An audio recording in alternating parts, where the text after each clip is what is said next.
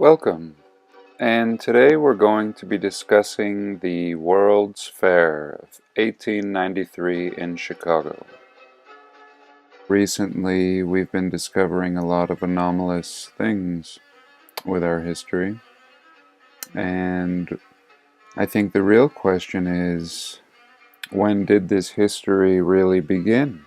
When did we begin? What might be called the reset? When did the reset occur? You know, when we look at photos like this one, what we see is these World's Fairs that occurred in the early 1900s. And these World's Fairs appear to have technologies and seem to be boasting machinery and buildings that we would never again see after the World's Fair. And the historical narrative is that these buildings were built for the World's Fair and torn down after the World's Fair.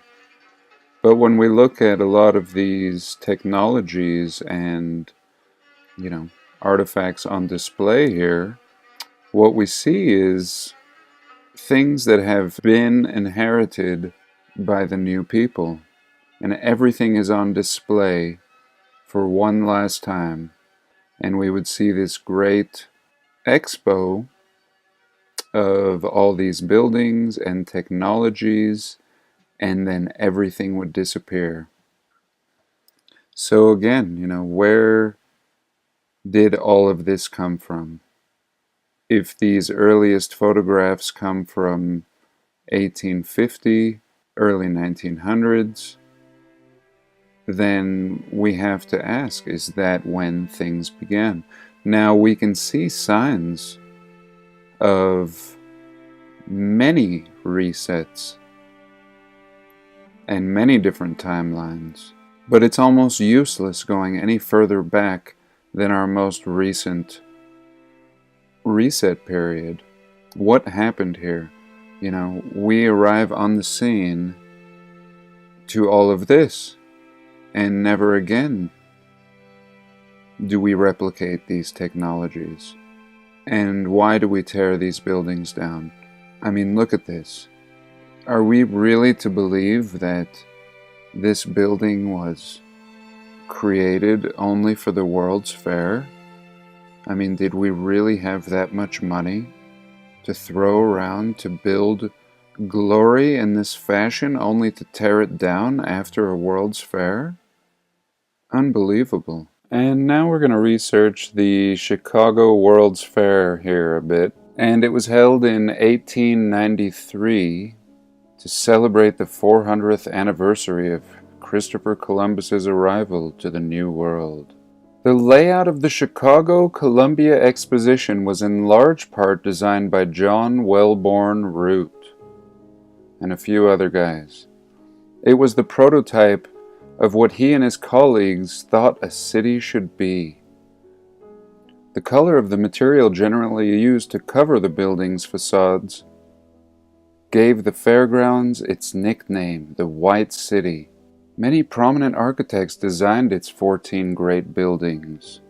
The exposition covered over 690 acres. The Great Exposition became a symbol of the Victorian era. It also included the first moving sidewalk, a travelator. In 1892, working under extremely tight deadlines to complete construction, almost all of the fair structures were designed to be temporary. Of the more than 200 buildings erected for the fair, the only two which still stand in place are the Palace of Fine Arts and the World's Congress Auxiliary Building. From the time the fair closed until 1920, the Palace of Fine Arts housed the Field Columbian Museum. 3 other significant buildings survived the fair. The first is the Norway Building, a recreation of a traditional wooden stave church.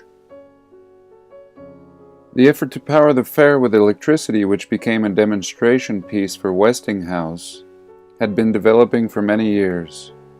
It was called the War of the Currents between DC and AC. This was also the first time that power would be displayed for mankind. And this was a fight between Edison and Tesla would eventually win this contract. Now here is a look at what they called the White City. Now apparently this was constructed, once again, in a few years for the World's Fair. Now if this isn't the hokiest story I think I've ever heard in my life, then I don't know what is. If this looks like this was something that was built within a few years for the World's Fair in Chicago and then torn down, then there's no limit to what we could be force-fed. Once again, we really have to be logical here. Now, if we didn't know that this was in Chicago, we certainly might think this was in Europe. And to imagine that something like this would be built for a fair, when in present times this would probably take years to construct. Years. And again, we're to believe that they had the resources to build something like this, only to level it. And this is one of many hundreds of buildings that were apparently built for this World's Fair, only to be torn down. And they call this the agricultural building. Now, does this seem like the agricultural building or some kind of Greek Roman building in any part of the world but America? But no, this was apparently just thrown up only to be destroyed, just for an event. We now use tents and portable such things for events. No, back then, white marble stone was just fine for temporary usage. Now again, the great Ferris wheel that they boasted.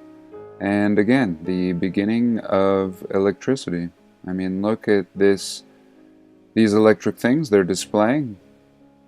You know, some kind of energy conducting mechanism. We don't even know, but apparently that was something that you could display in the late 1800s at the World's Fair.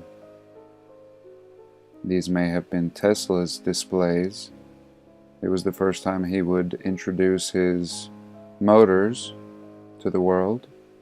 And again, fully lit up, late 1800s. But again, you know, was this infrastructure already here? Or was this really built for a single event? A temporary event. And the Ferris wheel, pretty interesting Ferris wheel, pretty amazing actually. A true monster.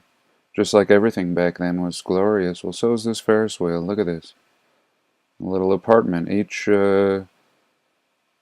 cabin is the size of a studio apartment. Amazing. And again, you know, ask yourself, could this have been built for one short little event? This kind of detail and how identical it looks to what we find all over the world. Notice how there's no ships. And here again is a view of the 600 acres of buildings that they supposedly built only to tear down. No. The plan is to tear this down and to have one last little hoorah and take credit for all of this glory. Now look at the crowd here. I mean, this looks like Disneyland. Now I'll be honest, I don't know if this one is made of stone. This may be a cheap replica, I'm not sure. But the one in the back certainly isn't. No. This was not built for the World's Fair back here. And again, looking north between mines and electricity buildings. So that's really interesting. Who is this source? Friedman Fine Arts. So very interesting, actually, that Friedman Fine Arts should call these electricity buildings. And that's exactly what we're coming to realize that they are now. And again, look at this. I mean, if this was not the most glorious city, and again, I want you to recall the story that I told just moments ago about these designers of the World's Fair and how they were imagining the perfect city. And this is, what they designed. I don't think so. This was a perfect city. And we waltz in here, have a World's Fair, have a big party, and we destroy it. And leave only a few buildings. And many buildings have been preserved in Chicago, very fortunately. But out of these 200, very few remain. The mining building, again, the mining building, the agricultural building. Are you kidding me? The manufacturing building from the casino. Again, was this not a grand, grand building from an older time?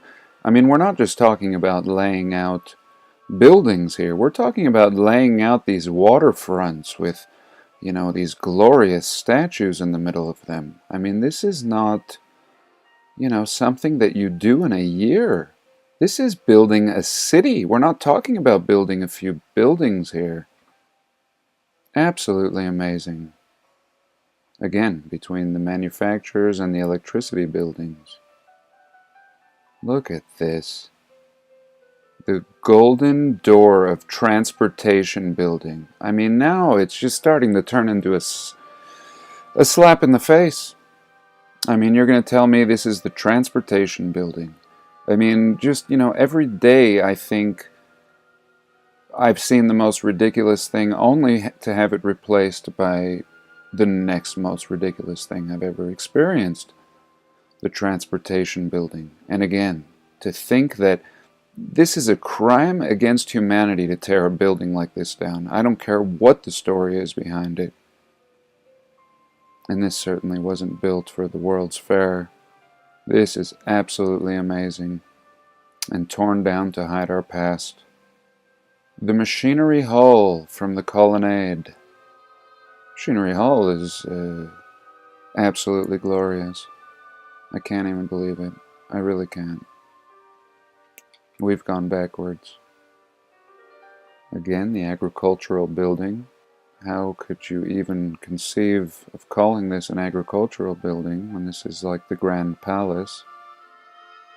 This is just mind-blowing, and I'm pretty much speechless. I really am. Now, you can tell that Antiquitech has been removed from here. You really can, knowing nothing about this.